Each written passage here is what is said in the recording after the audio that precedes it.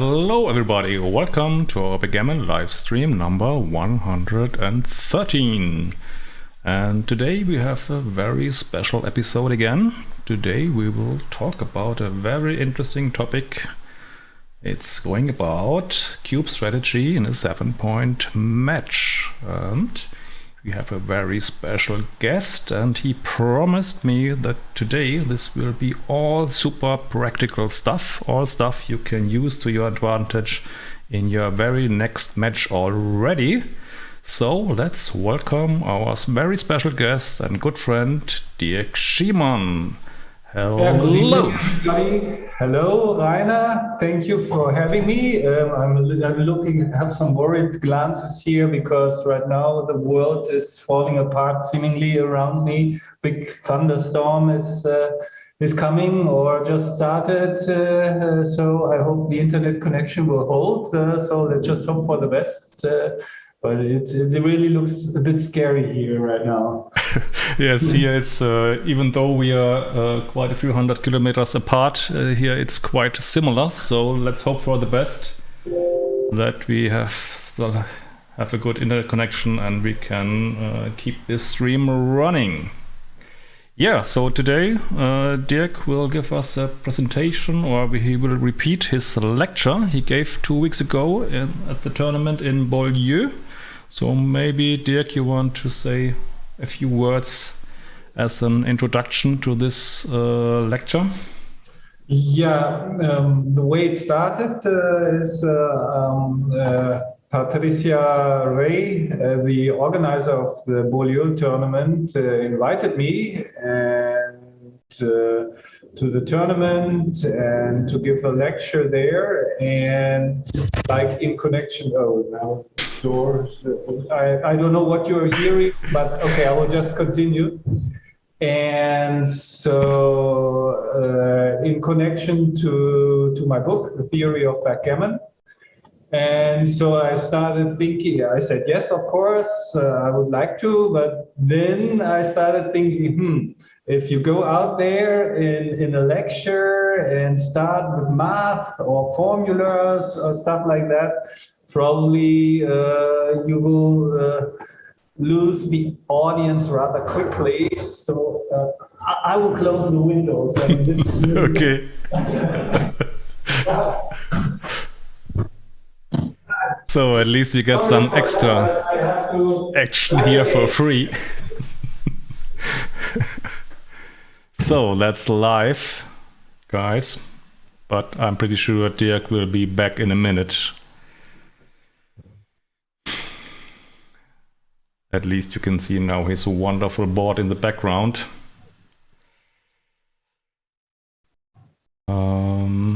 Yeah, and this green book on the shelf, I think the fourth one from the right, is Dirk's book, the new Bible, The Theory of Backgammon. So he obviously reads it himself. So, welcome back, Dirk. Yeah, thank you. I think all the windows are shut now, so we should be better now. So then I thought I have to come up with something that it's a little bit easier to digest. And so, just a second. So, yeah, and I can promise you this lecture will be math free, and yeah, if it is helpful for you, you have to decide for yourself. Actually, I use this stuff over the board, and but I just can offer it to you, and maybe it's helpful. I hope so, and but we'll see. Yeah. And so for me, it will be the first time to see this lecture as well. So I hope I will not make too stupid comments. So I'm totally unprepared. And Dirk told me he will ask me some questions in between. So let's hope for the best. That I have something at least decently intelligent to say. Yeah, I mean, I'm pretty sure it will be intelligent. If it will be correct, we'll see. So at least reasonable. Yeah. Okay, so let's first start and welcome some of our guests in the chat. So the first one was Neil Waldock, who also had a question. We did not talk about this question, Dirk. Do we want to put it to the end, or do we? Yeah, no, we can talk about that question. I mean, it's relatively easy to answer. So then the question by Neil was, as detailed in your book, is the Schiemann borderline function equation and model something that is practical to use while playing a match? Do you use this method when playing? Okay, first of all, very important, this function only works for money game, and because the concept or the theory is based on that the value of gammons is always the same. So each point is worth exactly the same, which is of course not true in match play. So don't touch it and try to use it for match play.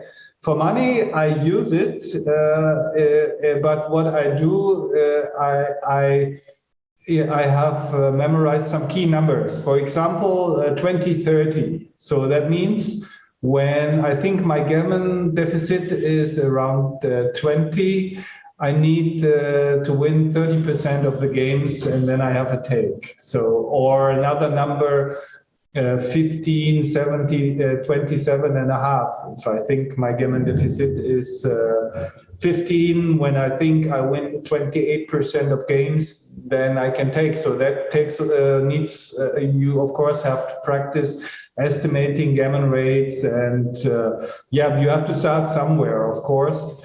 And I use it in a mixture also with reference positions, and I really practice estimating gammons for both sides and winning percentage. So it's rather rare for me to have my estimates for the percentages of gammons and wins completely off. It happens, but when these are accurate, then the formula helps me with my decision, but don't touch it in match. Don't use it in match play. And how much money game, or how many percent is money game in your practice? Not today? many, but we will see in the lecture that it helps to know the money decision. Sure. So that is, I mean, you have to start somewhere, and money game is the neutral point. So that is what I generally use even in match play. I think about it first in terms of what would I do for money, and then actually that's part of the lecture, we will see. Yep. And okay. Then I think about how I have to deviate, in which direction I have to deviate at that particular score. So, but that's part of the lecture, and we'll get to that. But okay. First of all, you have to have an idea about the position, what this could be for money. Yeah. Okay, then we have here Reese Hodges in the chat. He says hi. So hi Reese, nice to have you here. And we have SGE 2019, a member of the Discord Prime server, and also playing on the cup and the league there at Discord. Hello, and he's a little bit sorry that it's in English, but I hope you will still find it useful for you. And then greetings go out to Marcel, aka Goldpfleger. Hello Marcel. And Eric Patterson we have again in the chat. Hello Eric, nice to have you here. And of course the president of the World Backgammon Federation, Bernhard Meyer. Servus Bernhard. And of course we have Patrick. Hi Patrick, nice to have you here. And finally we have El Negro, who also says, or he or she also says hi. So hi El Negro, good to have you here. And then before we start the lecture, we had one more question from a member of the Backgammon Prime Discord server, Benjamin.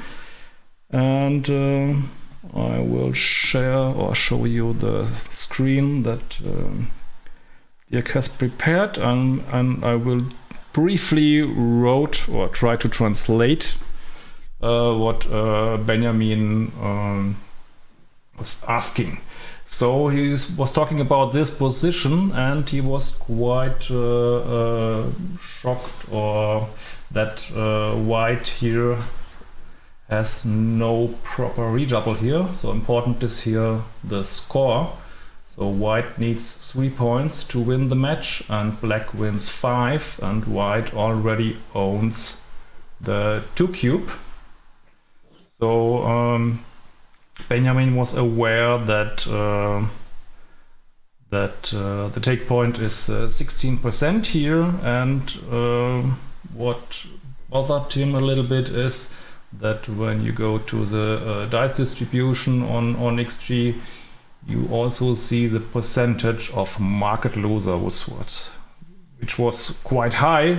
So 86% market loser, and still it's a rather big mistake, as you can see on the screen here.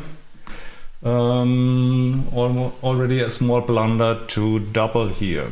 So, and Benjamin's question was, yeah, how do you handle this in practice and to avoid this mistake?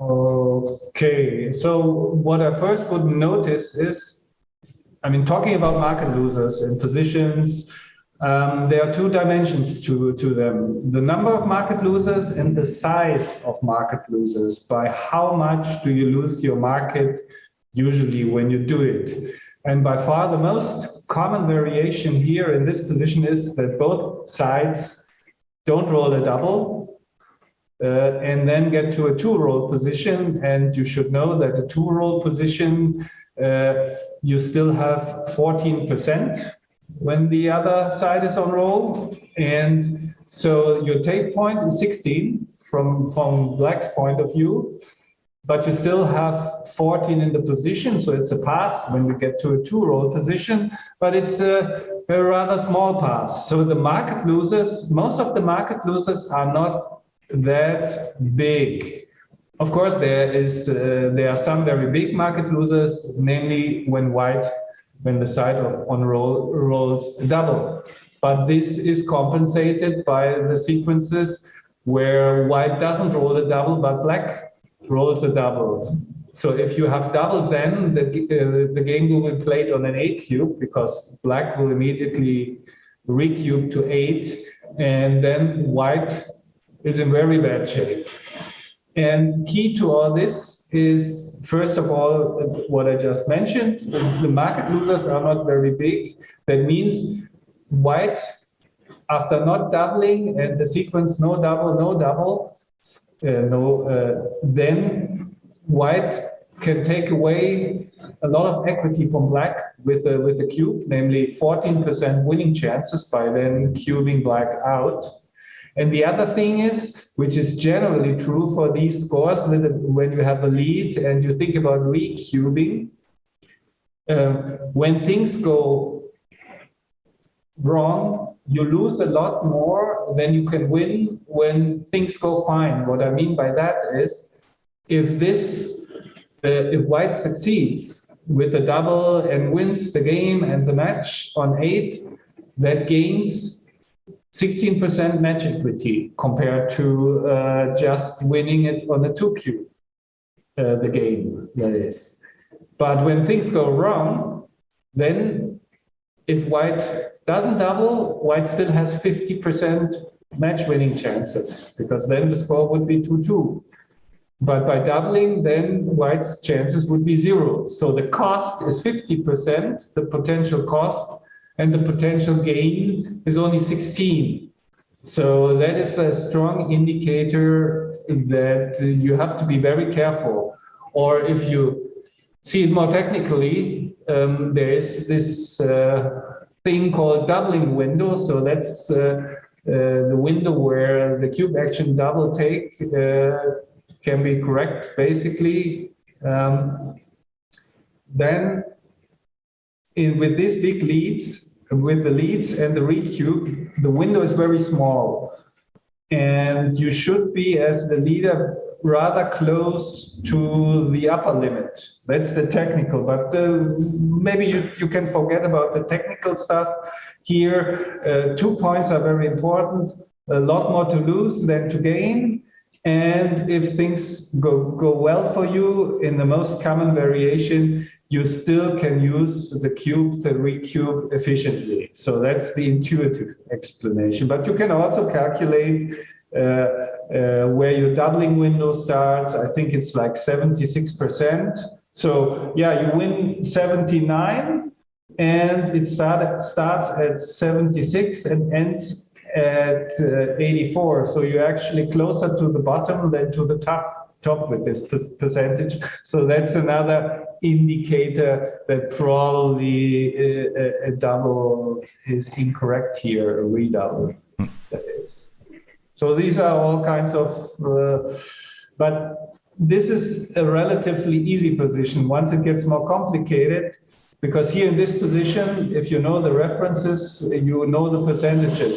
What usually is much more difficult is to know the percentage in the position. So that's usually the point where you make the biggest mistake. At least I do. So yeah. Shall we go into detail and talk about the technical side, how to calculate the double point? Or, I mean, it's written in the book. Yeah, I think an important thing to keep in mind is that we should not fear small market losers. So in this position, I would say this situation, no double and no double, which is the most common sequence, is really not something we should fear. It's something we hope for to get this very effective double here. And really losing the market by a real small margin is not that bad. So doubling too early and then things go wrong, the risk much more here. So I don't know if Benjamin is in the chat, so maybe he can write if he is happy with the answer, and then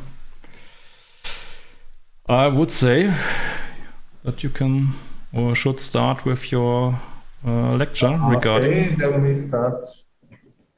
Cube strategy in a 7-point match. Okay, so do you have it on screen right now? Okay, so this is where the concepts are coming from theory of backgammon. So if you're interested in the reasons for all this, what we will be talking about, it comes all from the book, but today it's only the practical side of it. And yeah, it's about cube strategy in a 7-point match, and I picked some scores that are part of the 7-point match, but not part of a 5-point match. In the book, I talk a lot about the 5-point match, so I thought just amplify it a little bit and talk about the 7-point match, especially since 7-point matches are very common. Just think about the UBC. And so I want to show you an approach how, for take pass decisions in match play. And the first step, of course, is you should evaluate the position. So you should get a feel, is this a very gammonish position? Do I lose a lot of gammons? Maybe you win some gammons as well. And how good are my chances of winning the game and all that stuff? So that's, you have to get a feel for the position, or at least some idea about it. Then as a next step, and there we get to Niels' part. You can use the function or reference positions. Decide what you would do for money. So sometimes you see immediately for money, this is a super clear take, or maybe big pass, or what is also helpful if you think that it must be around the take pass borderline. Looks very close for money. So just try to make an assessment for money. And I cannot overestimate the value of reference positions. You really should have some positions where you know the answer, like the double fives positions in the opening. These are standard reference positions, and some other stuff, because otherwise it's really difficult to make good assessments. And that is the topic of the lecture today, is then once you have your money decision, you deviate from that decision in the direction that corresponds to the position type. By that I mean, is it a gammonish position or not so much? And the match score. And I think before I get into a lot of detail, I better show you an example how that may work. So this is an example position that's also from the book, but here that's what I would call a standard 5-point holding game. I guess everybody with some experience had something like that or something similar on the board already. And this is, so black is trailing by 24 pips, so the racing chances are rather slim, but of course black also can hit the shot, or the white still has to clear the midpoint, which will be the most difficult task for white. So Rainer, what would you do for money in this position? Do you know your reference positions? So as far as I know, is if the opponent only has the midpoint and the 8-point, I can take almost anything. Almost anything, yeah. Regarding the race, and I think, now I know I heard from that somehow Jürgen Orlowski found out that there is the borderline at whatever, however he came up with this with 47 pips. I don't know if that's. It depends on other. So you say take, and how I say clear. Take? I would say a clear, easy take for me. Yeah. Clear, easy, but what does that mean? Would it be a blunder to pass? I hope so. No, so yeah, is it a blunder? So when it's when you say a clear take, then in my book that's it would be a blunder to pass. What do you think? I think you got me. I say it's a blunder because I think it's a clear take, but it's more clear for me because I'm sure it's a take. But to be honest, I never thought about it, how big it is. Yeah, okay. Shame on me. Yeah, okay, 24 pips, actually racing chances. So do you think black wins more than 25% or less than 25% of games? I guess he might win more than 25. Yeah. Okay, that's... Uh-oh. No, not quite. Actually, it's quite a small take. And part of the reason is it always depends also on the details. White has many spares to play. So many, 2 extra checkers on the A, 2 on the mid. So lots of time to roll a good double. And this is just, the shot equity is not that great and the race equity is not that great either, but it's a sort of clear, is that a clear take, 45? Yeah, well, that depends on what you say, small or clear, but it's not, I mean, it's not a bargain. You are not getting excited. You shouldn't be excited of getting the cube here. It's nothing really great. So now we know it's, for me in my book, it's a rather smallish take, but now we start with our method. We have our reference position. Actually, you should know these holding games, but okay. And we start with some rules of thumb. Help to find the proper adjustment. Okay, what do I mean by this? Very easy adjustment. At 0-0, treat the score like money game. So, and at the 0-0, you can see the take is about the same size as for money. So that's that was an easy rule. So now, question for you, Rainer. what would you make any adjustments if you were trailing 0-1 in the 7-point match? So you are 7 away, 6 away, or we are talking only about 7-point matches. So we also can say you are down 0-1. Would you make any adjustments, and in which direction? So the problem is that the opponent will get to 4 away if he wins, and as we can see here, he wins a lot. So I'm pretty sure that at trailing 0-1, it should be quite a decent drop already. Okay, that's good. And the rule is actually the rule of thumb. When your opponent is 6 away, you should pass somewhat more. So, and Rainer just mentioned the reason. That is getting to 4 away is very valuable for your opponent, and that will happen most of the time when you take this cube. Then the opponent will be most of the time will win a single game and will be needing 4 points to win the match. In other words, the opponent can win the match with a double gammon, with a 4-point win, which is so that makes it a lot easier to win the match when you are within 4 points, or when you need exactly 4 points to win the match. So actually here we can see already one adjustment: small take for money, small pass at that score. And the funny thing is, and here we can all want to show you something, because I hope you will like it. So we know, I will just put the score here, 1-0 for white. And now look what XG++ is saying. Take.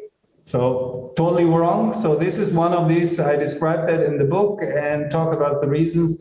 This is one of these positions where XG is way too optimistic, taking cubes. So Rainer, you are better than XG. Congrats.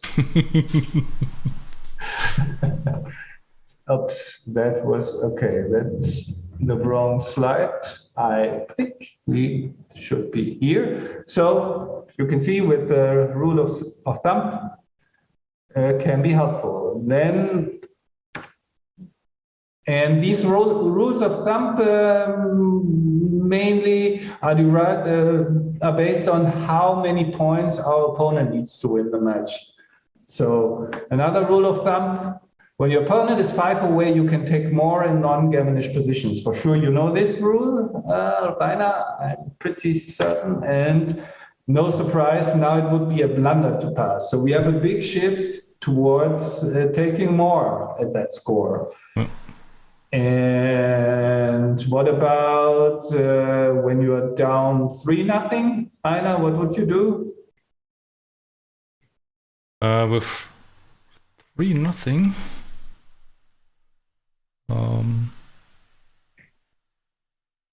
I think it's a close take. Okay, no, the rule is when your opponent is 4 away and you are trailing, you have to pass a lot more. And that is maybe counterintuitive to many, because people think I'm down 3-0, and if I pass, I'm down 4-0, and I have to make a stand at some point and try and just not give up so easily. The idea is true, but this is not the position type for it. And you can see, yeah, that's funny. I mean, only XG can say such a thing. XG actually think it's too good to double, but never mind. That's the rollout. XG++ says it's a small pass, but the main thing is that it's a very big pass. You can see how big the adjustment is at that score. It was a 45 or something take, or 47, and now it's a 126 pass. Wow. So that's really significant. So if you don't know these rules of thumb and just think, okay, I'm down 3-0, I've got to do something, you will make big mistakes in these situations.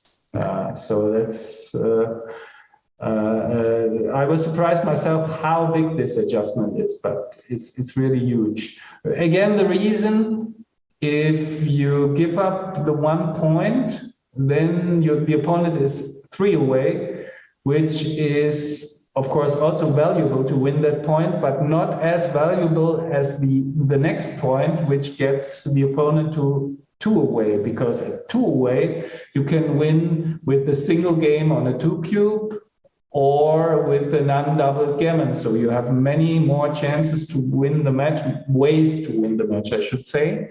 And that's so the point from 4 to 5 here for white is so valuable that the black should rather give her the 1 point. That's the intuitive stuff. But yeah, again, I only can tell you details there in the book. Okay, so that was an example how it should work. You think about what you would do for money, and then as the step we are talking about here, you should know in which direction you have to adjust and more or less by how much. Another example of this, Rainer holding game with the bar point made. Oh, now I clicked the button. That's a small pass. Another position that you should know, and I'm sure you would have gotten it right. You can say if you would have gotten it wrong, 20 pips, bar point made, 5-point holding game. 20 pips is the borderline, yeah. Yeah, yeah, that's why I picked it. It's a small pass, and again, it's about the details. White is really super flexible and all that stuff. So, but again, the position that you should remember, and just to show you some scores where the 5 away rule applies. Again, for example, at 3 away, 5 away, you can see out of the pass, it would be almost a blunder to pass this when you are leading 3 away, 5 away, and when you're leading 2 away, 5 away, so the 2 points actually win you the match. It would be a double blunder to pass this. So it's a super easy take at these scores, and just by knowing the 5 away rule, so you know the position, you know this reference position, you know it's a small pass for money, then you automatically know when my opponent is 5 away, it's an easy take. So another way. Unfortunately, and what this holding position, what was so nice about it is that there were hardly any gammons for either side, so that makes things a lot easier. So it's harder to develop rules for positions where gammons matter, but we'll give it a try. Rainer, do we have any questions so far about the first part of the lecture? I think it's not about maybe. It's not about the first part. I think there is a question from Reese. Maybe we can put it to the end. It's regarding doubling point. Mm-hmm. Okay, yeah, that probably we better do at the end to not interrupt the lecture. Yeah. So okay, so then I'll continue for now. And Benjamin said that he was very happy with your answer. So okay, so that's cool. Okay, so then just a side note, because I felt compelled to mention it. We talk where gammons matter. Deep back games, these are positions where backgammons also matter, and these are a class of their own, and we won't discuss them because then you have some other weird stuff going on, like many deep back games for money are passes because you lose too many backgammons, but when backgammons don't count extra, then they become takes. And all these weird stuff. So anyway, if you are stuck in a deep back game on a regular basis, it's time for you to overthink your strategy, I think. So they shouldn't occur too often. So let's. So what I did was I picked some positions with different gammon rates and looked how the adjustments are at certain scores. And the first position is a one checker back position. Black is trailing by 6 pips. So Rainer, think about the position and what's your verdict here?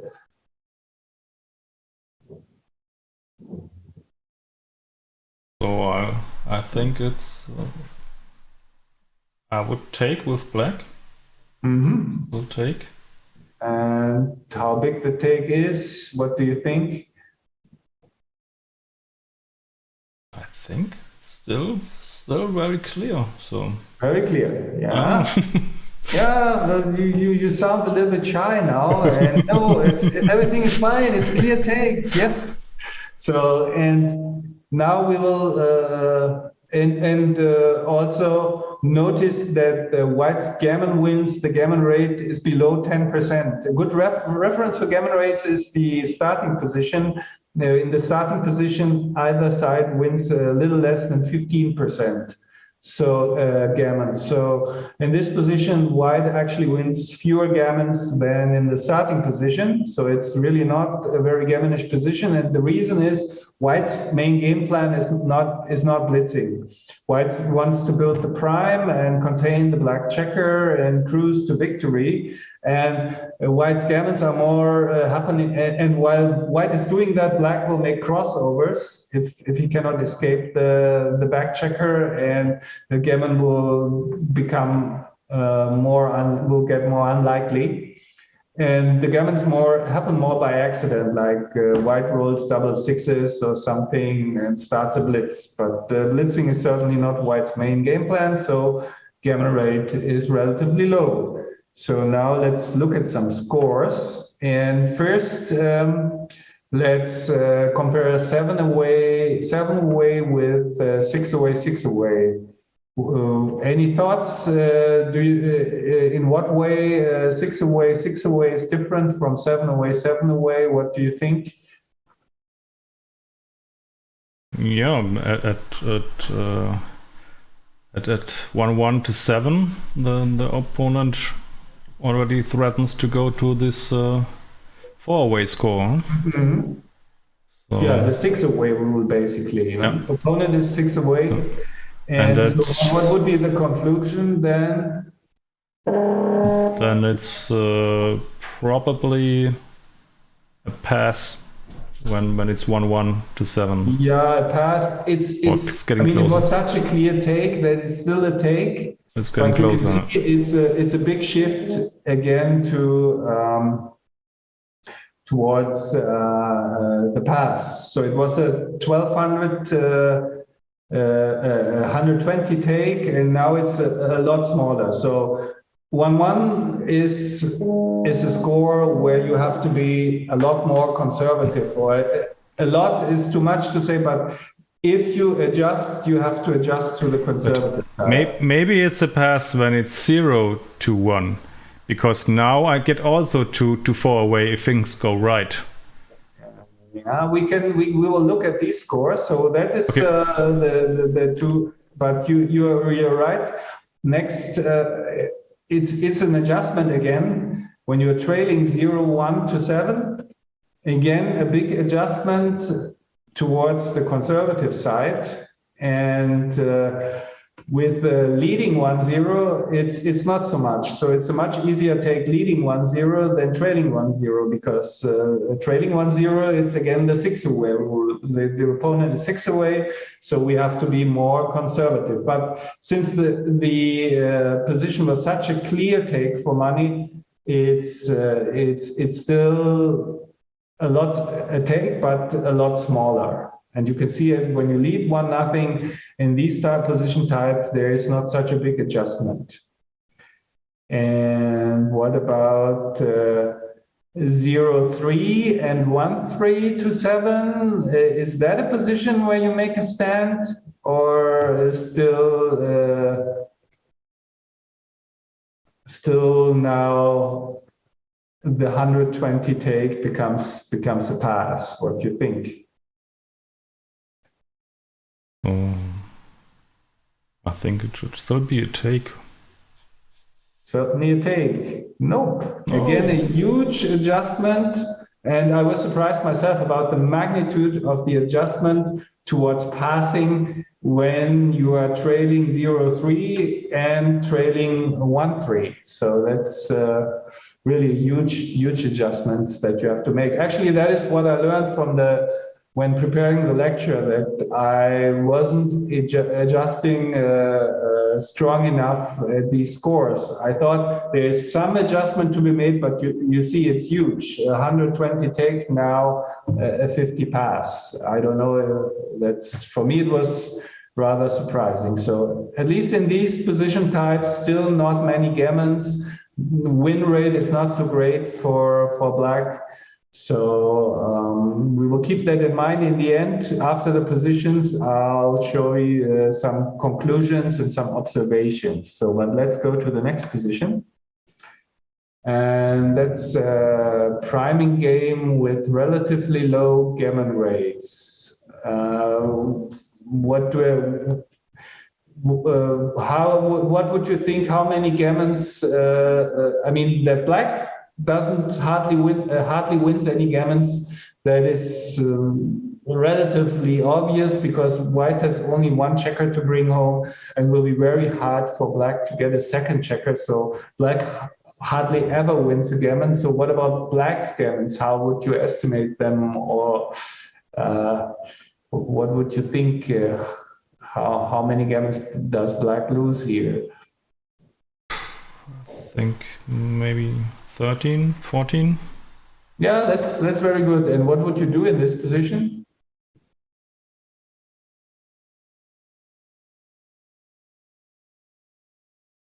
I think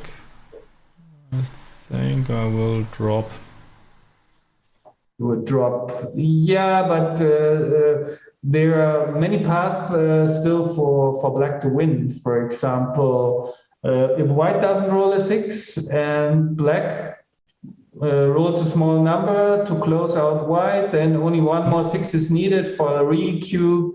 Or if white doesn't roll a 6 but black does, especially 6-1, 6-2, 6-4, then white is under some pressure. So actually black's win rate is high enough. Whoa. It's not great, but it's close to 30%. And there's this saying, in a normal prime, for this prime position, that is in a prime position where you can see a reasonable path to win the priming battle, then you have 30% winning chances. I mean, of course, that's only heuristics, and then it's a take. So here you get close to 30%, and you're absolutely right with the gammon rates, only like in the starting position, more or less. So nothing big.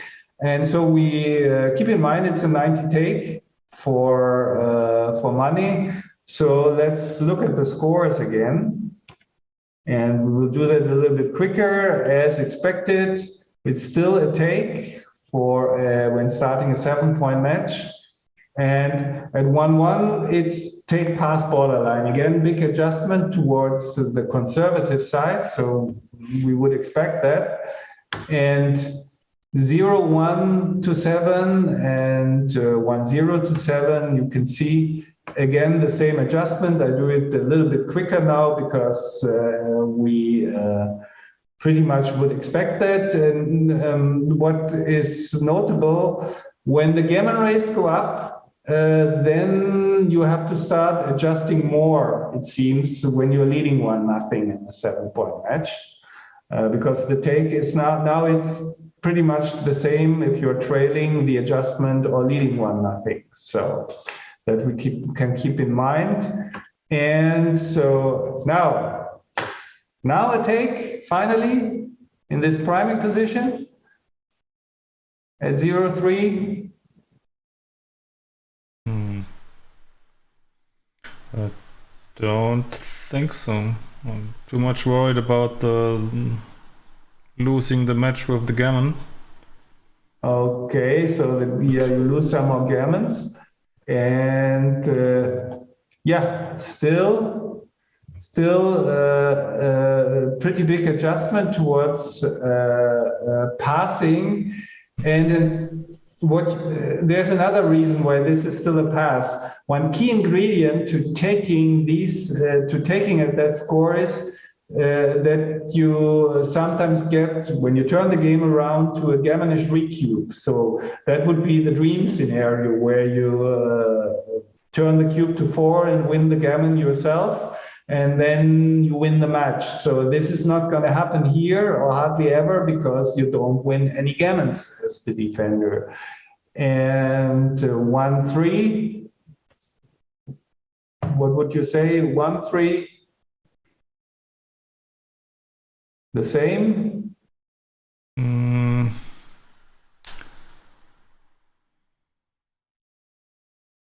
I think. So if I win, I get to 4 away as well. So this is quite attractive. So I think it might be a very close take. Oh. One thing that you should keep in mind, you probably won't find a position that's a take, that's a pass at 0-3 and a take at 1-3. You have to always be, I say always, maybe there is one exception in the backgammon universe, but for practical purposes, always be more conservative at 1-3 than at 0-3. That you can keep in mind. And here, and in the position before, we saw the adjustments were very similar, and you can see the adjustment here in this position is even bigger at 1-3. So it's really 1-3. It's even worse for you to take. So there will. One reason is that your 4 cubes are stronger at 0-3, especially when there are some gammons in it. So because when you double to 4 at down 1-3, then there's also a lot of you waste 2 points with your gammons. So your recubes are generally less efficient if you turn the game around. Just that's the reason. But just keep in mind, always be more conservative or adjust even more when you are down 6 away, 4 away, basically, in positions with where gammons matter. So next position is a blitz position with few checkers in the zone, but with good priming potential. So this is the kind of blitz. I mean, it has part of a blitz and part of a prime, because white's position 5-point mate, 7-point mate is also a very strong priming structure. So what that means is that white is not committed to blitzing. White can also just complete the prime, or white is also ahead in the race, so white can escape with the back checker. So all these options for white mean that white's winning percentage is relatively high, but white's gammons are not through the roof, because very often black will get an anchor, and just white lacks the material to launch a successful blitz very often. I mean, if white rolls a big double sixes or something, then things change. But in the end, that means white's winning chances are already really high for this very early position, but the gammon rate is increased, of course. Black is on the bar against the 2-point board, but it's not really a very high gammon rate for white. So in the end, I think that is another good reference position. It would be a small blunder to drop here. I didn't ask you, would you have taken this? I would have taken this, but I thought it would be closer, to be honest. Yeah. Yeah. I mean, these rollouts, it could be a little bit closer. There's some variance in the rollout, but I mean, it's just like, it's around, probably a small blunder to pass here for money. So we will look again at the adjustments. And again, we have this very slight adjustment to the conservative side, but still this rule that you should treat 0-0 like money is fine. And we see the more gammonish the position gets, the bigger the adjustment is that you have to make at 1-1. So 1-1, and that should be, I think, an important takeaway, is not 0-0. It's really different, and it becomes more extreme when gammon rates increase. Remember, it was like a 95 take for money and already a pass. So I bet many players will just treat 1-1 as an even score and don't even think about any adjustments. I don't know. I hope I'm wrong with that bet, but I have the feeling. So a big adjustment now at 1-1. And now 0-1 and 1-0. So at which score it's do you think it's the bigger pass? If it's a pass, I think leading 1-0 or trailing 1-0. I think trailing it's a bigger pass. No, now it turns around. Wow. Yeah, because now when the winning percentage gets higher, for the defender, 30%, that is higher than it was in the priming game, then the power of the recube becomes more important. And when you are leading 1-0, it's already sort of difficult to find good recubes. I mean, you're a little bit more hesitant to recube because your opponent's take point for the 4 cube is lower, and you're afraid of the 8 cube and all that stuff. So the power of the cube is diminished, of the recube. The value of your recubes is somewhat smaller. And so in this case, you actually want to trail 1-0. So now we are like at the turning point. In these holding games and races, it's easier to take when you lead 1-0, and when you increase the gammon rates, it becomes more. It gets easier to take when you trail.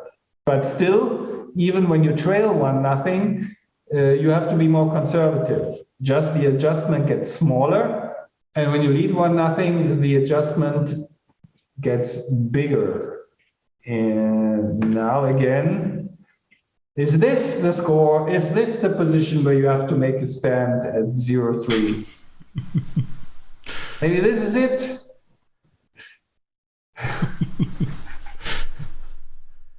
What do you think?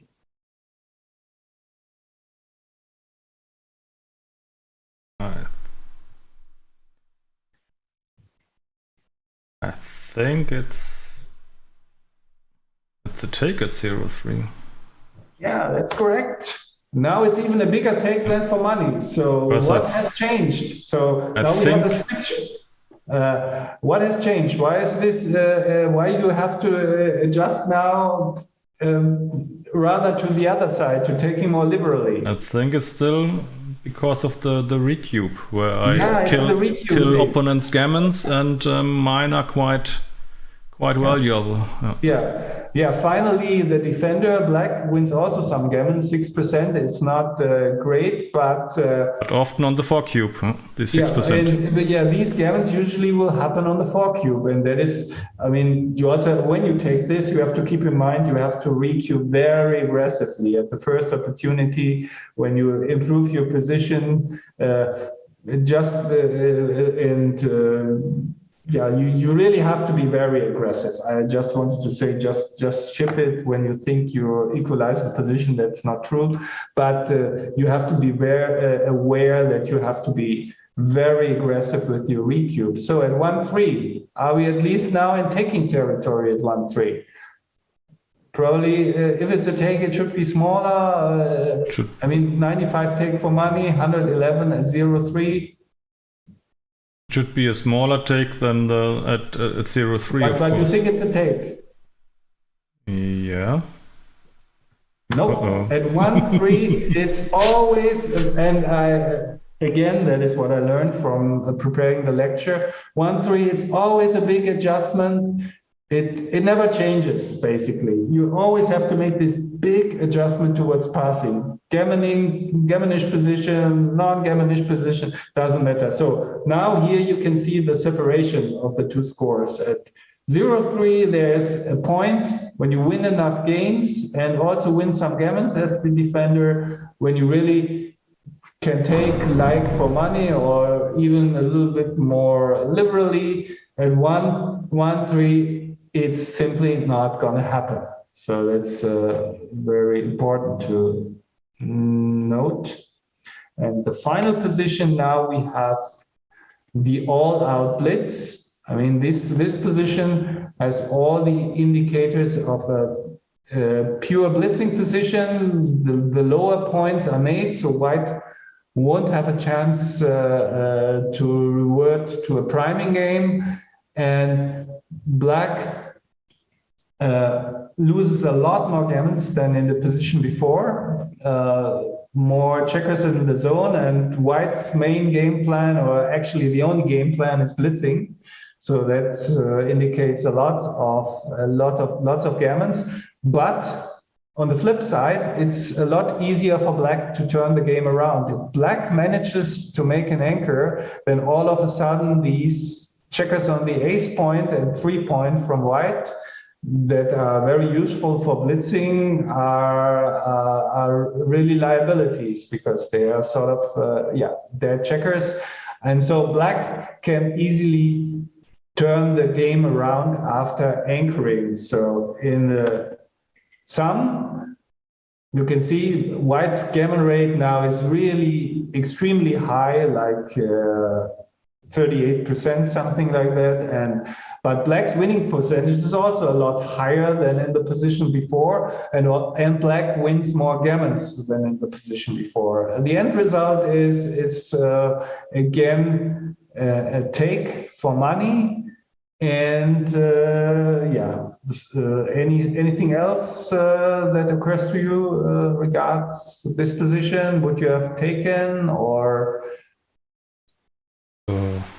I would have taken, because I would have thought the position I know is that where white has just a checker on the 8 point instead of the bar point mate.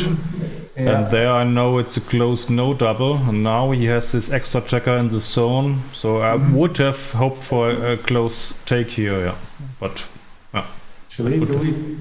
I think we are not on the same page here. I would have doubled. You mean the position where black rolls 3-2, white rolls double fives, and black dances? Isn't that a very small double? But doesn't matter, it's a huge take. And now there's one more checker in the zone, so it can't be too bad to take this as well. Of course, the take is a lot smaller than in the reference position, the 3-2 double five stance reference position.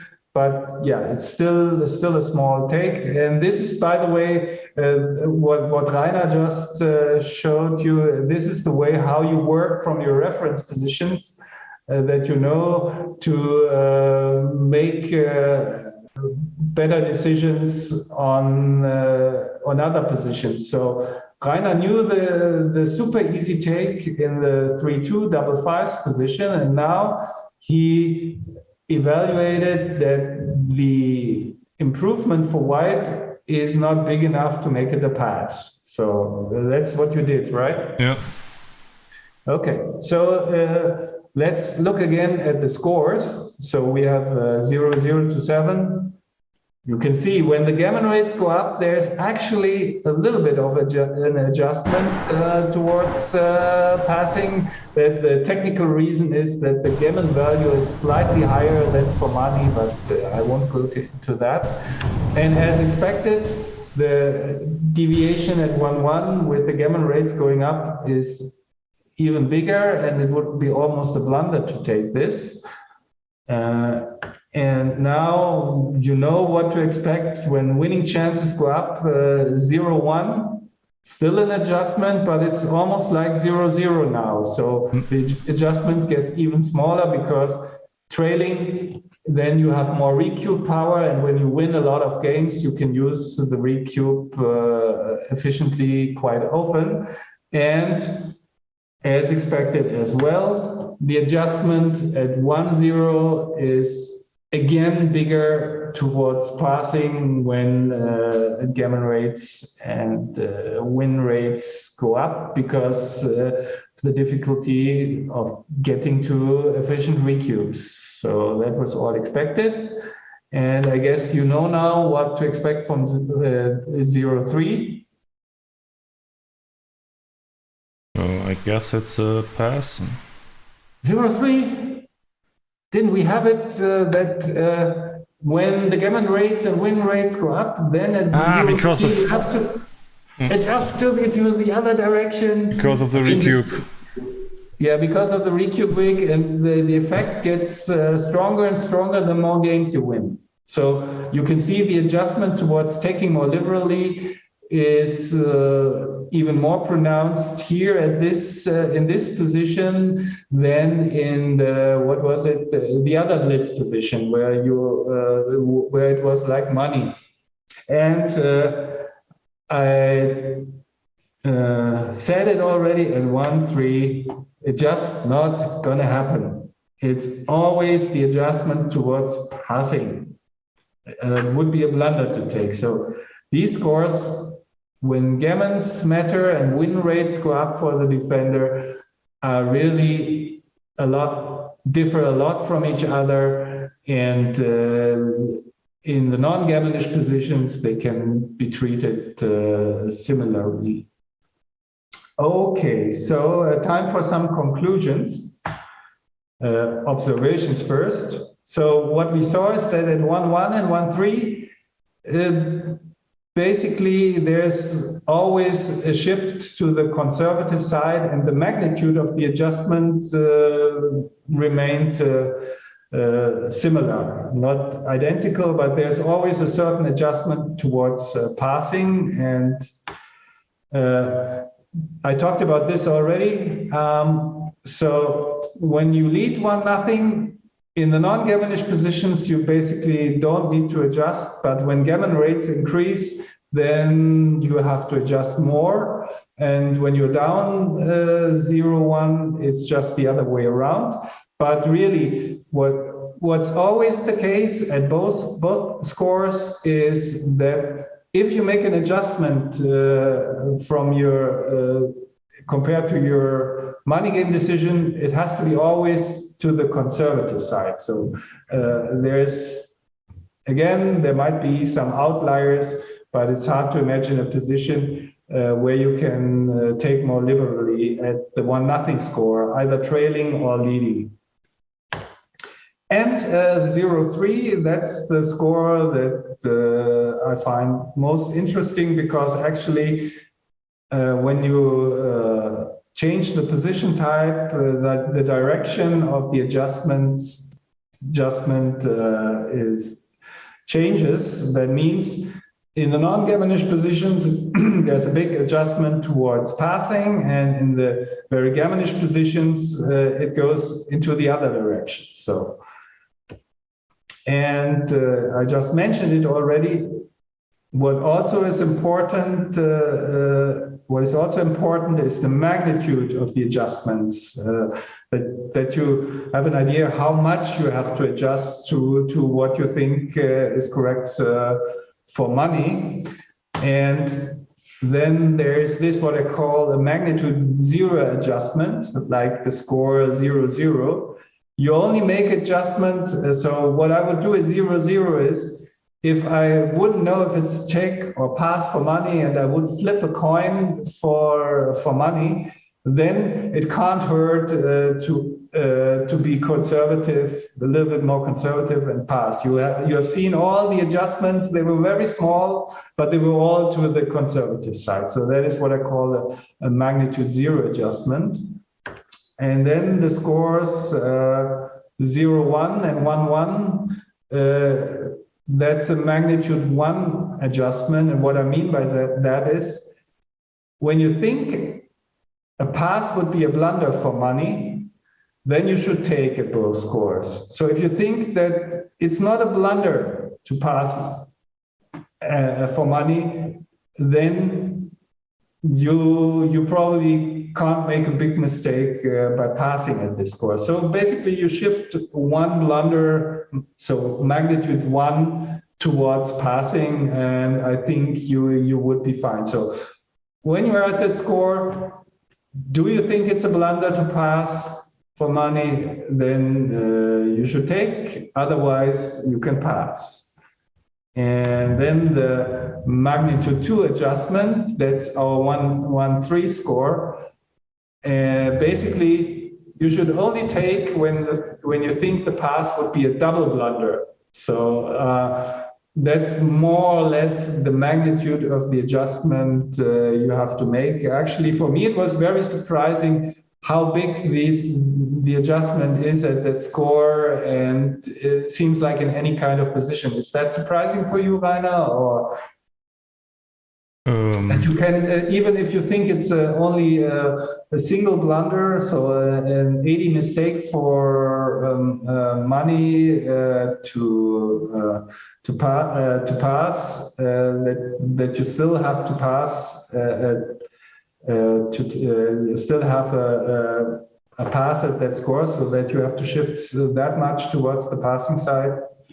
I think that's quite astonishing for me. So yeah, for me too. Actually, not anymore, but now I'm applying it over the board. But before that, yeah, I was surprised, and I checked it on quite a few different positions, and really it remains fairly constant. So these were all like scores where the adjustment is relatively stable. And now we have again the look at this 1-0 score, where you always have to be a little bit more conservative when you lead 1-0, but it changes from a magnitude 0 adjustment to a magnitude 1 adjustment in the gammonish positions. And our score 0-3. So you start out with the magnitude 2 adjustment in the races, holding games, and then at some point it switches especially when you win gammons yourself. So you don't do that when you're playing a holding game, or less so in a race. But in these blitz positions, when you get blitzed, you win some gammons yourself. We have seen that like 6%, 8%. And this is a key ingredient for why you can take more liberally at that score, because then when you turn the game around and win some gammons yourself, then you can give really nasty, or from the point of view of your opponent, really nasty recubes that are can be really unpleasant for the opponent when you threaten you to win a gammon on a 4 cube. Okay. So anything on this part? From you, any not comment? From my side, the chat is quite quiet.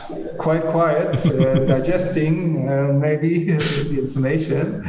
Okay, so then I will start with the last part of the lecture, and that intrigued me as well, because when I'm leading, especially when I'm leading 4-0 or 4-1 in a 7-point match, it's really tough for me to find the right spot in these early game, middle game positions when I finally can cube. I don't know what's your experience with these scores, leading 4-0, 4-1. I mean, Sure. I find it really hard. Ask my viewers. I'm always complaining when I'm leading 3 away. Already at the beginning of the game, I'm complaining that this will be tough. That you're not going to find... I prefer to be the underdog in the game, so that it gets easier. Yeah, then it's easier. Just ship it, you see the slight advantage, how bad can it be? Yeah, that's easier, right. So I was just trying to find at least some guidelines for these scores, because yeah, I'm a selfish guy, so I made the lecture also to learn something myself. So, and okay, this one, just to talk about it, when you're two-way and leading, never double in a gammonish position. That's also in the book. We don't need to talk about that here, just for the sake of completeness. Then with a 4-1 lead, and especially with a 4-0 lead, you should only consider doubling in these gammonish positions, blitz positions, when your winning percentage is very high. That's the key ingredient, because when you are leading, what you're really afraid of is these recubes. Can be really unpleasant. So when you are winning lots of games, I wrote 74% for a 4-0 lead, that means the opponent doesn't get to the recube very often, because when you don't win many games, from the defender's point of view, that simply means you don't turn around too many games, and that means you don't get too often in a position to be able to recube. So, okay. And another point is, which I found for the taker side, when you are down 4-0, when you think you win a quarter of a games, 25% wins are enough for taking, no matter how many games you lose. So 25% wins are enough generally. So as a rule of thumb, again, exceptions are possible. Of course, and they are not only possible, there are exceptions for sure, but I think it's a good guideline when you are finally faced with the cube down 4-0. Think about your wins when you think you win 25%, taking is fine, can't be a big mistake. And all these adjustments at these big leads, they are smaller, significantly smaller in these holding type and raise positions, or in the non-gammonish positions in general. I mean, that should be clear, because then again, this key ingredient, the gammonish recube from the defender, is not going to happen. So then the adjustments are smaller. Then I wrote as the last point, and I will show an example, these so-called quasi-last roll positions. Forget anything that you read above.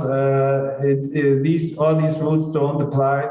These positions are like they are middle game positions, but it's like the game will be basically decided on the next sequence. So typical is when you get a shot and you have a close board. So it's not a last roll position. But let's say you hit, you win, you don't hit, you lose. Something like this is a quasi last roll position, and they are different, completely different, and nothing applies what is mentioned above. And so these are the conclusions I started with, and now let's put some meat to the bone and show some examples. So this is a typical example. I guess most players know that that's the 5-2 double fives dancing position. It's a big pass for money, and you can see when leading 4-1, it's still almost a blunder to double this. And of course, a super easy take. And I guess, would you have doubled that at 4-1 lead? I might. You might. And you see, black loses tons of gammons, but again, it's a blitz position where black, once he anchors, can turn around the game turn the game around easily, because of the dead checkers, white's dead checkers. Let's say black anchors on the 4 point or even on the deuce point, then the checkers on the ace are dead. And if black then develops the front position, because then it's only black who can build a prime white has already the checkers buried, so that means the only task, black only needs to make an anchor. Well, it's difficult to get it, but once you get it, then you are fine, then you're in good shape. So that means winning percentage is still high, and that is why you shouldn't touch the cube when you are leading 4-1 or 4-0. It would be, I think, a triple blunder or something to double this. Okay, so this one is still not it. So now let's assume white rolls a 2-1, not such a good roll, but brings one more checker in the zone. Is that a double at 4-1 and maybe even at 4-0? What would you think?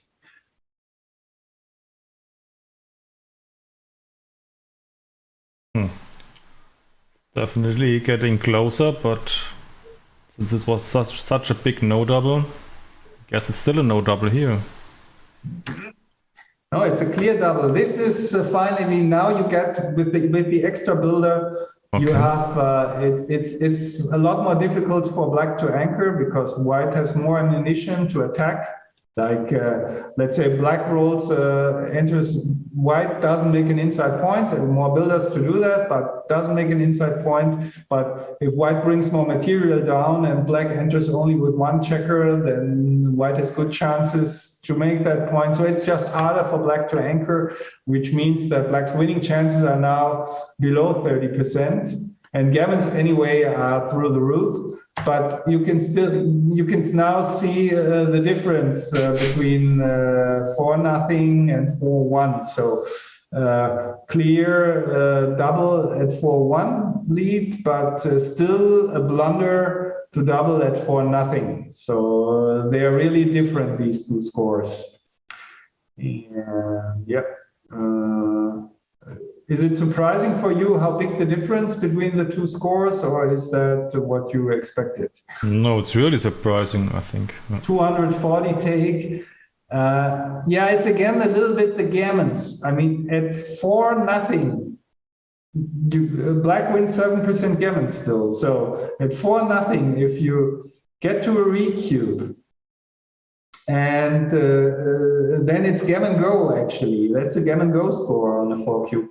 Gammon go means that winning a gammon is as valuable as winning the game. And the opponent's gammons, so white's gammons on a 4-cube are worthless, and your gammons have value 1. So that's called a gammon go score. So that makes the big difference. At 4-1, it's the recube power is not as strong. And so it's quite a big difference between these two scores as well. So, and what about this one? 4-1 and 4-0. So now this time white rolled a 3-1 instead of a 2-1. And black dances. What would you think, Rainer?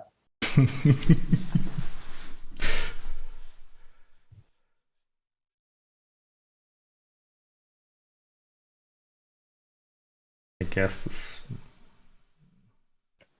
will be already too good, huh? I don't know. At which score? Or at both? To be honest, I wouldn't double at both scores. 4-0 okay, and 4-1. You wouldn't double at both scores, and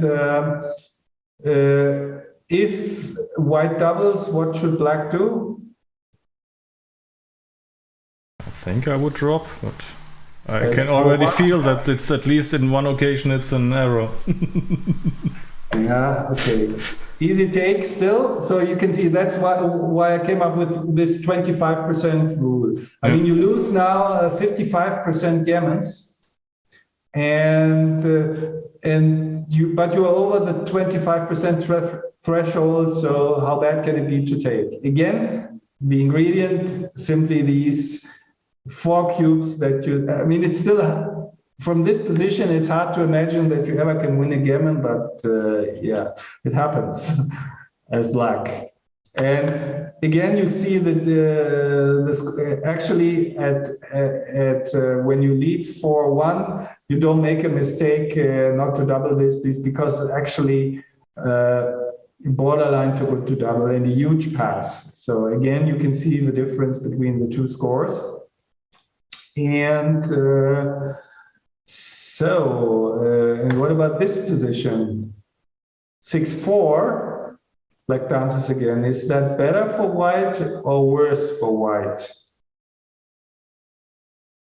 Or you can also answer the question from black's point of view. Should be So worse. as white, would you rather roll 3-1 or the 6-4? I think 3-1 should be better for white. For white? No, it isn't. This is because white's game plan is clearly to close out black.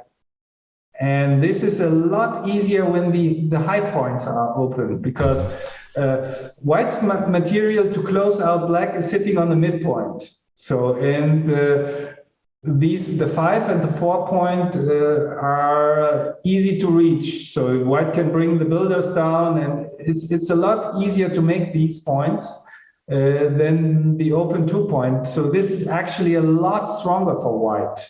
Because usually, yes, you want to make the 5, you want to have the 5 point and not the deuce point, but this is an exception, because all you want to do is go for the closeout, and it's just easier to achieve.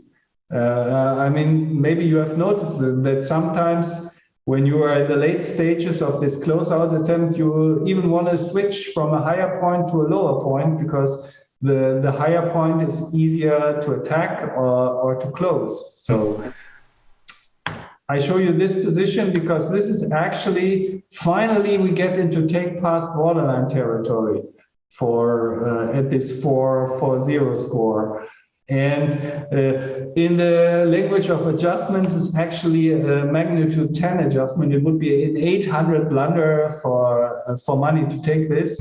And at 4-0, it gets to take past borderline. But another indicator that this 25% rule, take anything when you think you win 25% of games, actually, I think it should be quite okay. I mean, I will use it in the future, so I mean, you can decide. Okay, so you can see a really big adjustment in these gammonish positions at 4-0, and but in holding games the adjustments are smaller. That's one of the bullet points, and so. Would you still double this at white, leading 4-1, or even leading 4-0, or how big the adjustments are now for white? This is, by the way, the holding position from the start of the lecture, where it was a small take for money. What would you do? Would you do any adjustments at all as the doubling side? So white is leading 4-0. 4-0, let's say 4-0. 4-0, would you double this 4-0 lead? So how much I'm ahead in the race? It's this position from before. Yeah, it's the position, the 24 pips ahead position. I would double this, and even at 4-0 lead. Sure. Yeah, sure. I think I'm threatening to get to Crawford, and the opponent usually cannot do so much with the cube, because he cannot double before he hits usually.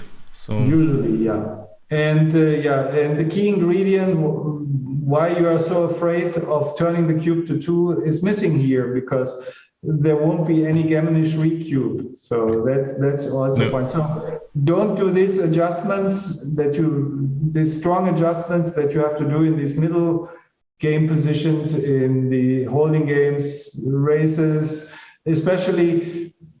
I mean, it's important that your winning percentage is really high. You have to, if you win only 20 in a holding game, only 27% of games, that might be a double for money still, then it's probably not a double at 4-0. But especially when the opponent's winning percentage is really low, you can cube, but you also see that the take is a lot bigger than for money. So it's still like you can really take a lot at 4-0, even in the down 4-0, even in the non-Gammonish position. And just quickly, this is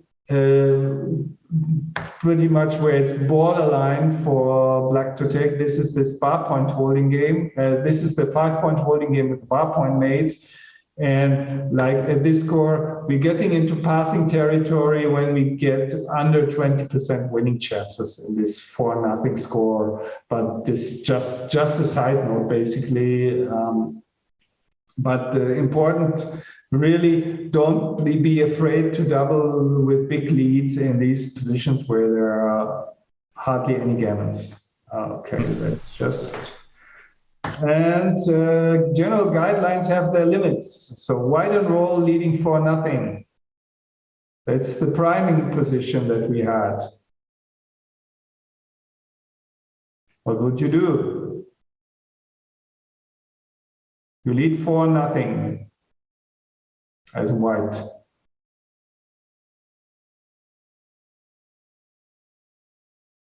I think I would not double, to be honest. Yeah, I wouldn't have doubled either, but it's a cube. So that's again, you don't lose any gammons at white. So this really this big threat of the gammonish recube is not there, and the sixes, I mean, they basically win you the game. So you have these very big market losers where your winning chances become very high, combined with the fact that you don't lose any gammon. So you have this volatility thing. So that is why I wrote general guidelines have their limits, because obviously my rule of thumb that you have to win at least 74% of games to double in the middle game position is not working here, but the position has some special ingredients. You don't lose any gammons as the attacker, 1.4%, so that's close to nothing, and you have very big market losers. And so if you don't roll a 6, nothing happens. Black cannot give the cube back to 4. You can, but it would be a mistake. So there's a lot less to be afraid of compared to these blitz positions that we saw before. So yeah, I was surprised myself when I saw this result, but this is why the rules of thumb and guidelines are very simple, but then of course there are some holes in the whole construct. Okay, just wanted to show you that. And the last thing is the quasi-last roll position. Here is one very similar to one in the book. White has 24 numbers that hit. And basically when white rolls one of these 24 numbers, then the game is won. And when white misses, 12 numbers miss, black will cube, so white will always lose when white misses. So this is why it's called a quasi-last roll position, because the next sequence basically will decide the fate of the game. And in these positions, we can forget about everything that I talked before, as I said, and I'll show you at 4-0. It would be a tremendous the black still wins 32% of games, but it would be a huge mistake not to double this, because it comes down to this: either you win or lose. You are 2-1 favorite. So do you want to play for 2 points or do you want to play for 1 point? And as a 2-1 favorite, you want to play for 2 points, because the second point is still quite valuable for you. It gets you to Crawford as a 4-0 lead. And there's nothing much to it. The game will be decided after the sequence. And since you are a substantial favorite, you rather want to increase the stakes. So really treat these situations where the game is decided on the next sequence differently from everything else. That's the main And maybe it's only a minor factor, but if things go wrong and I have to pass the recube, your opponent only gets to 5 away, which is not super attractive. Only a minor thing. Minor point, but I think the main point is the game is decided after the roll, and you are the favorite, the substantial favorite, and so you want to play for 2 points instead of 1 point. So you miss, you lose 2 points instead of 1 point. You hit, for practical purposes, you win 2 points instead of 1 point. 2/3 of the times you hit, so you double. Because the good scenario is much more likely than the bad scenario. So that's all that there is to it. So I think we are through the lecture, and any questions from you, Rainer, first?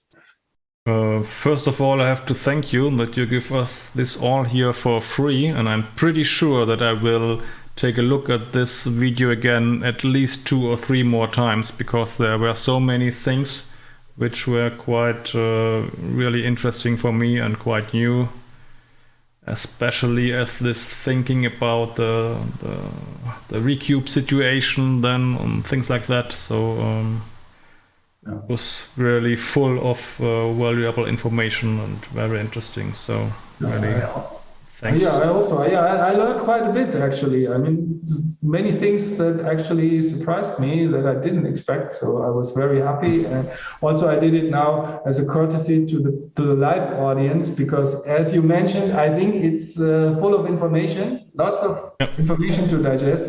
And when you participate in a lecture, it's just, you cannot just remember everything. So I don't know if anybody is watching that has been there in Beaulieu. By the way, a tournament I can definitely recommend. The organizers are so nice, and it's professionally organized, and place is great, and it's really a great tournament. And as far as I understood, it will be again next year, so I definitely can recommend this tournament.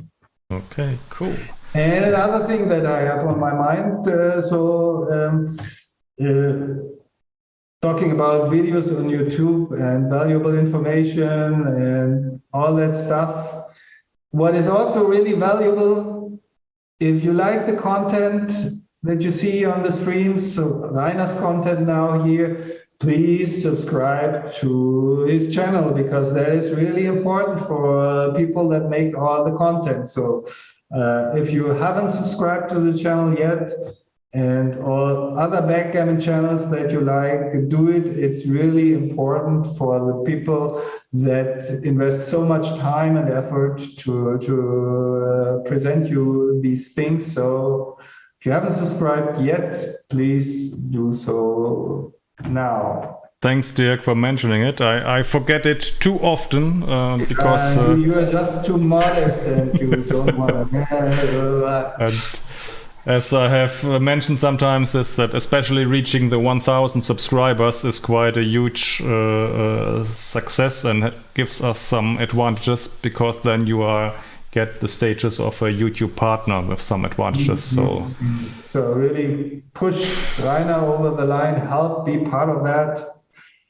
I encourage you. Yes. Just do it. So, but we have some more questions here. I guess we go back to the question from Reese. He wrote, for doubling point, say leading for 0 to 7 and recube to 4, or leading 2-0 and recube to 8. Shall we? Yeah. Okay. Continue. Yeah. Sorry. Take point for both is 9%. Why can't you double so much more aggressively in the 2-0 scenario? In the 2-0 scenario, the take point for recube as the leader, you mean? 2-0 and then recubing to 8. Then the take point is 9%. 9%, yeah. You're leading 2-0, and so you can Yeah, because that is you could do that also, I suppose, at the other score in a last roll position. I mean, when you cube to 8, it's a last roll position because the cube is like in a last roll position, and the cube, because the cube is dead after it's on 8. So, and if you go to these tables in the book, the take point for last roll, the double point for this last roll positions, where it's not possible anymore to get to the automatic recube like it is at the other score, the window opens earlier. Let me check it out. I have the book right in front of me. Let's see. Oh, double points in match play. Let's see. Yeah. So this 8 cube thing. I mean, you can just calculate it. The doubling point. I don't have it, of course, here, but you're leading 2-0. You are, and the cube is on 4. So you're risking. Rainer, can you calculate it for me? I never calculate. Okay, so what's the doubling point? Let's see if we can calculate it. So when we are doubling and we are risking 35%, right? Because if we lose on the 4 cube, we still have 35%, and when we double to 8, we're risking 35, and we are gaining 9. So we have, is that correct? Yeah. So I think the doubling window has to be very small. Also, very small, of course, yeah. So it should be something like 87 or 79% or something.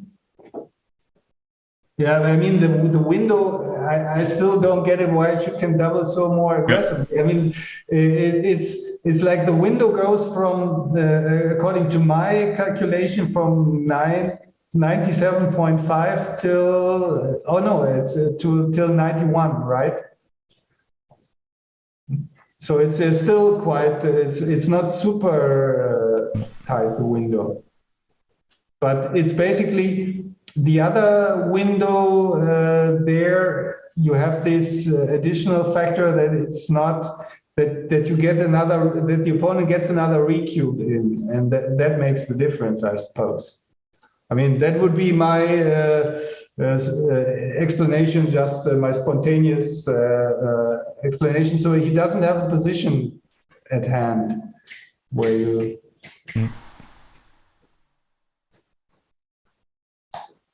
Where he has it, or I don't know. But the other score was 2. So you can double more aggressively to 8 at 2-0 to 7. Then what was the other score? 4-0 to 7. And recube to 4. Yeah. Okay. Yeah, again, the doubling point should be the same. Yeah. And can you? I mean, I'm surprised myself, because if the take point is really? I mean, I need a position to something where you win tons of. Maybe we can find something where you win really a lot. So what's the winning percentage here? We have to find something. Yeah, that's maybe something. So now we test it. So one score was redouble from 2. You were up 2-0, right? To 7. To 7 and redoubling to 8.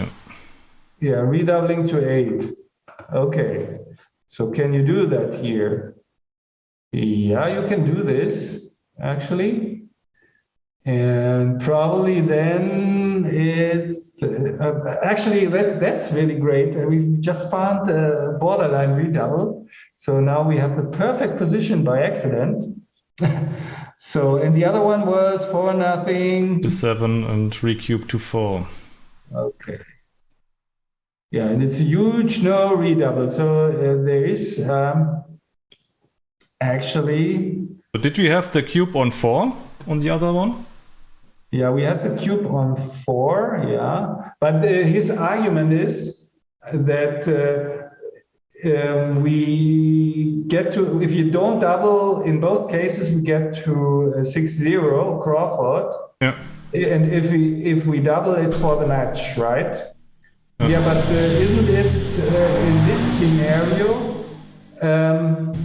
the risk is a lot bigger, because if we lose on, things go wrong and if we don't double, we still have 65%, right? As far as I know. And so we are risking going from 65 to 0, actually, by our cube action. And in the other scenario, if we lose on the 4 cube with a 2-0 lead, we are only at 35%. So we are, even if we don't double and things go wrong, we are only at 35%. So we risk a lot less with our recube to 8. To 8 was it? Yeah. So here the risk when things go wrong is a lot bigger, because if we don't double, we are still in good shape, even if we lose 65% favorite. And in the other scenario, we are, if we lose on a 4 cube, we are already in kind of bad shape, because we are a significant underdog. So we risk less. So with our double, we only go, if things go badly, we only go down from 35 to 0 instead from 65 to 0. I mean, that has to be the explanation, right? Yeah, I think so. Yeah. Okay, so we are just risking less through our double. We win the same, that's true, but we are risking less at the 2-0 score, because we are not in good shape anyway if we lose on the 4 cube. But still, I think it's quite astonishing that it's, even though the take point is the same, that the doubling action is different. I think that's quite interesting. I have to think about it. The double point is also risk divided by risk plus gain, and gain is the same, but the risk is a lot higher in this scenario here. Yeah. Okay. Yeah, this is a good reference position, by the way, for that problem. Okay. Lucky find. So then, Eric said great lecture, and then Reese had another question. How does 3 away, 4 away compare to 3 away, 6 away, and 3 away, 7 away when the leader is cubing? That's quite general. This is very general. So 3 away, 4 away. And 3 away, 6 away, and 3 away, 7 away. 3 away, 4 away. What can you say about that score? You definitely can double more aggressively than at the scores before. I mean, we can just build up the positions that we had to just show that. But it's still the winning percentage in, I, for example, probably wouldn't, would you double at that score in the double fives position? I mean, this 5-2 double fives, let's build that one up so we can have something to discuss. So let's check those two on the roof. There's here, these here.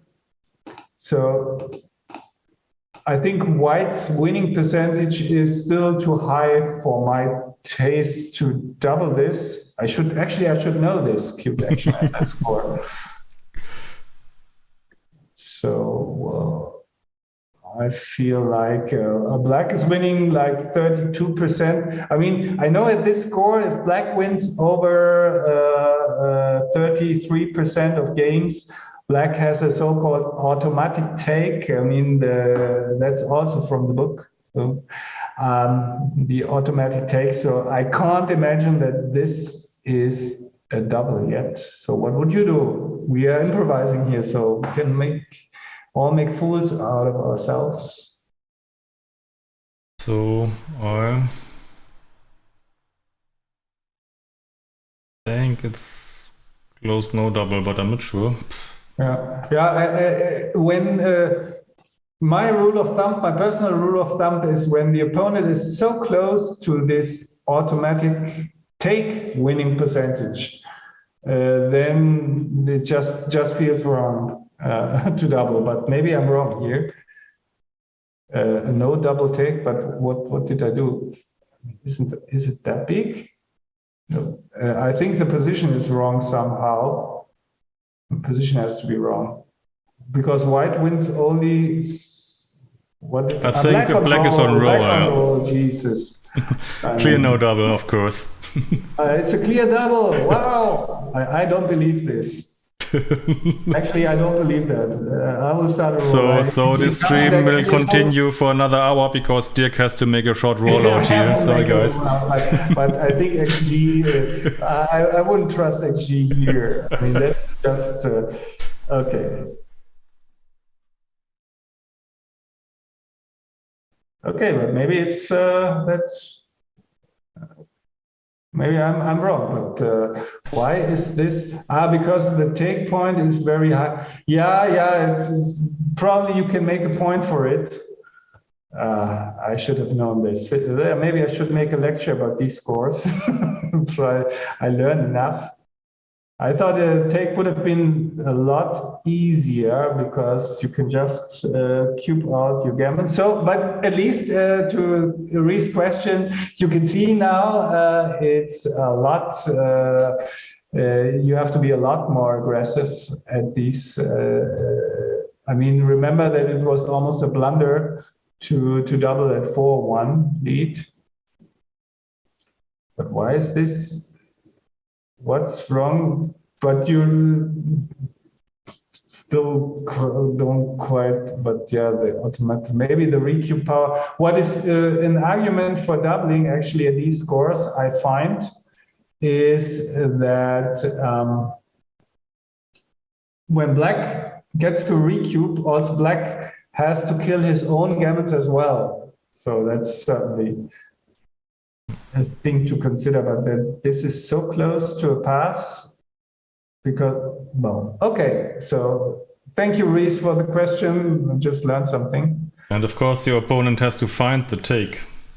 Yeah, that's, but you can see it gets even worse in the rollout. What's happening here? I have to study this. These three-way scores, they are really, really tricky. And what I've also find interesting, I think it's a slightly smaller double at 3-away, 5-away, I would say. Yeah, I mean, at 3-away, 5-away, you can see this is now a small double still, but it's a lot easier to take. Yeah. Yeah, I picked these scores because I had for the lecture, I had a little bit more than an hour of time and you just cannot cover everything. So, yeah. Okay, then I think we had another question from Benjamin, but unfortunately, I think he's referring to one of your positions in the presentation, and since we don't know when he posted it. Which one is it? That's what we don't know. Okay. Was referring to the last position. We can reverse engineer. So how do you want to find out? You want to show all positions again and hope that Benya will shout stop in the chat? No. It's just like, what's the question? The question is, in the last position, doesn't it also matter how much match-winning chances you win by winning and how much the opponent wins when he is winning? Or is it only if you are favorite, you double? No, yeah, we really need the position Yeah. in the score. Okay. So then we have GLS Backgammon. Thanks, Dirk, for your wonderful and practical lecture. It deserves and needs The a deep last study. one I showed. Okay, the last one I showed. Okay, he wrote it already. Maybe we should talk about that first. Okay. So the last one I showed should be still in the presentation. This one.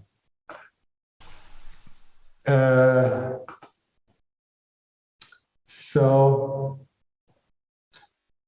yeah, sure. I mean, if the extra point is really not too valuable, but I can't imagine a score where I mean we are playing for one extra point here. Do we want to play for one extra point? And we are 2-1 favorite. So of course it would matter if our extra point is not very valuable, but the opponent's extra point is super valuable, then it would matter, of course, and would influence the decision. For example, a score where when you are down 5 away, 2 away, maybe that's a good example. We can look at then.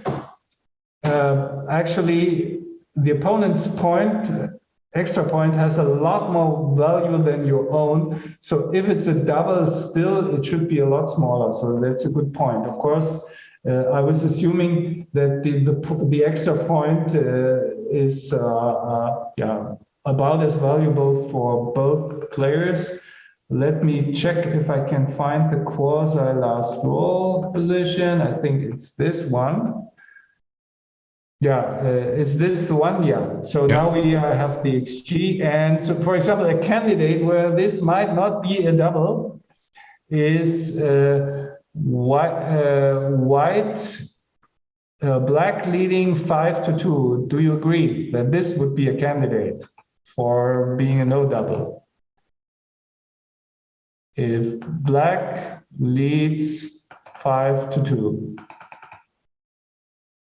What do you think? I mean, now black's extra point is a lot more valuable than white's extra point, because black's extra point will win the match. But then, no, this is nonsense, because white will still win. White will win a lot more games in this scenario because black can't redouble even then. So that would be a score where the extra point is very valuable. But now, if white misses, black has still to get the game home. So, so that is also not going to happen. So that score, I think probably it's very hard to find a score where it's not a double. This position, because then the difference between the points has to be so big between the two sides. But Benjamin is correct. That's certainly a factor. I mean, or it should influence. And this is a very clear example. If you if you change the position, something like this should be fewer numbers. And then it's a no double, although you are still a favorite. And maybe at some other scores, at 0-0, let's see, at 0-0, that should be still a double. Yeah, you can see. And maybe it's even a double at 4-0. Maybe then we have a position where it changes. Yeah, we have the position. Okay, Benjamin, here you can see when the points are about as valuable for both sides as at 4-0, you still want to play for 2 points. But if your opponent's extra point is super valuable, as we have seen here, then it's a big no double. So that's, I think, an example that we just created that answers it. Yeah. Okay. Okay. Then we get to the next comment, which is from GLS Backgammon, who also has a super YouTube channel on his own with great content. So everybody is highly recommended to check it out and to also subscribe, of course. And he says, thanks Dirk for your wonderful and practical lecture. It deserves and needs a deep study. Yes, that's I agree totally on. And thanks Rainer for giving me the chance to view it without being at Beaulieu. Yes, you're welcome. Jens said thank you Dirk, and Rainer. Eric also said thank you very much. And then Benjamin just give another comment regarding to Reese. And yes, I think that's it. I have one more question to you, Dirk, before I let you go. You mentioned that the high importance for us top players or wannabe top players of reference positions. And you also admitted already in the past streams, not only on my stream, but on others as well, that your memory is not too good. So how do you handle this? How many reference positions do you know? And how do you handle your bad memory or overcome it? Or it's just like... you use cheat sheets. I mean... I constantly practice estimating gammons and wins. So maybe I can't remember the exact reference positions, but I see a position and see features of a position, like how many checkers in the zone or stuff like that, and try to work my way from there. And I use the ones that I remember a lot. So because it's a few of them. And what I also do, that's a little trick of mine, is to construct reference positions that are easy to memorize, like very symmetric ones. So and they also work as a reference position, but like I had one in the book. Let's see if I can build it up. But maybe I forget even these, but it was something like one checker here versus one checker on the bar, and both had the same position, something like this. Both sides the same position, and then the checkers on the midpoint, and that was a close take, as I remember. Could that be? Maybe it's the position from the book, but we will check later. I mean, like I can remember something like this, right? Let's see if it's really a small take. So then, yeah, it's a small take. So great. One reference position that's not a double five position, but I remembered. And so I know some of these, and of course the holding game positions, and But you are far away from the 500 that Mochi is supposed to know. Yeah, I'm nowhere near, and never will get there. And it's just like I then forget one checker here, one checker there. So what I do instead is just practicing estimating gammons. For example, this one came up. I mean, of course, it didn't come up. This is just made up. But the position that I had in the money game or wherever was very similar. So instead of trying to memorize that original position, I tried to get something similar but symmetric out of it, so which I can memorize. So that's the idea. I remember I wanted to memorize it because I was so surprised that because I was completely off in estimating the gammons for white. I thought checker on the bar, 11 checkers in the zone, something like that, should be like over 20 or something. And I was surprised that it was a lot lower. And then I analyzed why this is a lot lower. So, okay, so I think we have come to an end. Okay. If there are no more questions in the chat, then I think we can wrap it up. Yeah. So Thank you, Rainer, thanks again, Dirk, for being here and sharing this valuable information for free to our viewers, and I'm really sure that I will watch it more than one time, because it was really interesting and too much to handle here in one go. So I will definitely come back to it and study it. And I guess yeah, I mentioned the what people viewers in will the do the live same. audience, so Yeah. So let's hope now you can send them the link, and if they are it here live, and they can enjoy it again. Okay, then I think we wrap it up, Dirk, or do you have something to add? no, that's thanks for watching, and yeah, hope I'll be back soon here.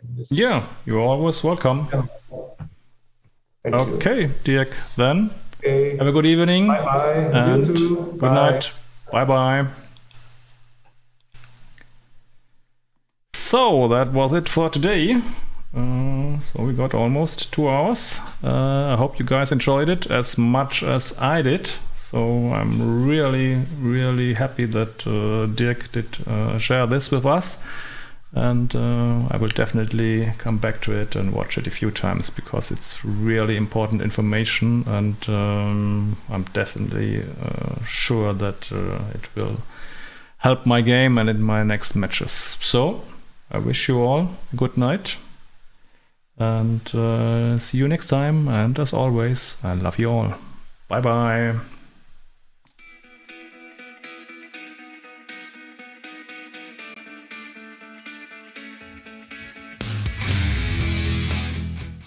And don't forget to subscribe.